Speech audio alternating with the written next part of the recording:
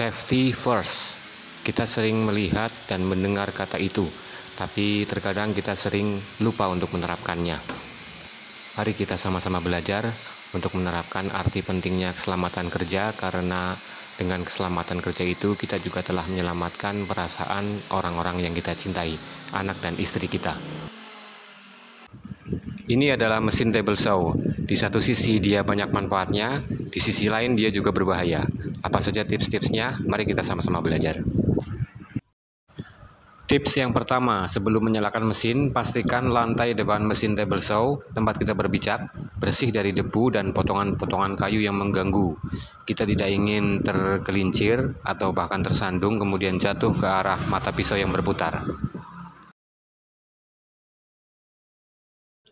Lalu yang kedua, gunakan kacamata untuk melindungi mata kita dari serpihan debu dan pecahan kayu yang bisa jadi kecil dan tajam yang akan berbahaya bila mengenai mata.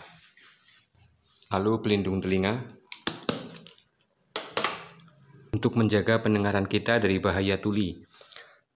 Untuk mesin table saw seperti punya saya ini, dia masih menggunakan armatur dan suaranya bisa dibilang sangat bising. Kalau dipakai 1 atau 2 hari mungkin tidak apa-apa, tapi kalau tiap hari kita menyalakan mesin dengan posisi kita dekat dengan sumber suara bising, bisa membahayakan pendengaran kita. Karena tuli itu datangnya tiba-tiba tanpa ada gejala, tahu-tahu tuli kayak gitu.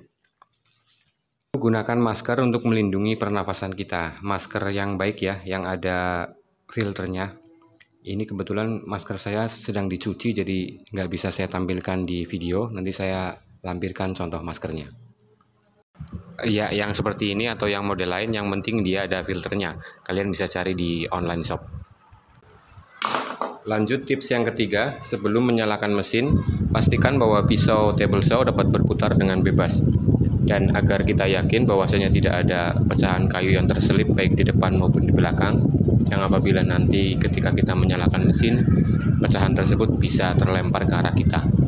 Dan juga untuk mengetahui lebih dini bila terjadi kegagalan mekanis di bagian dalam mesin yang dapat berbahaya bila langsung kita nyalakan. Jadi kita harus cek dulu apakah pisau ini bisa bergerak dengan bebas atau tidak. Lanjut tips yang keempat, saat pengoperasian mesin.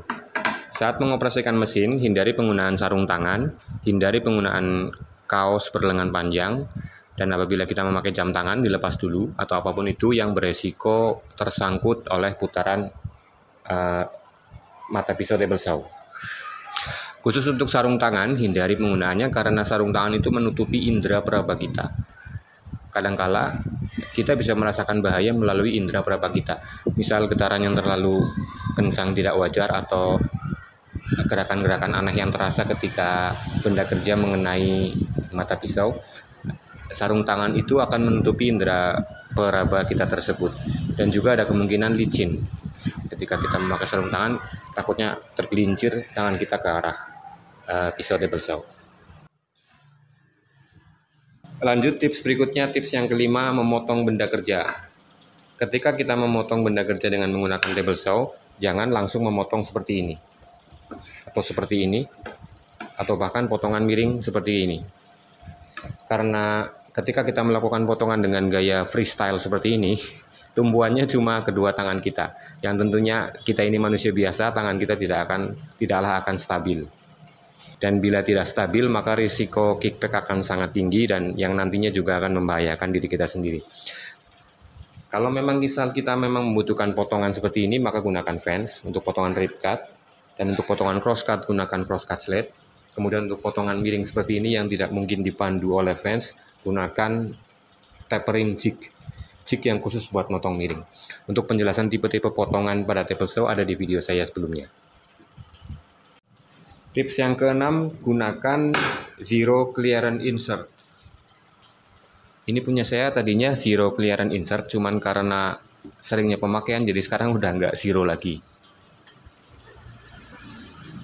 Jadi nanti saya harus bikin lagi supaya dia benar-benar zero tolerance, jadi tidak ada celahnya.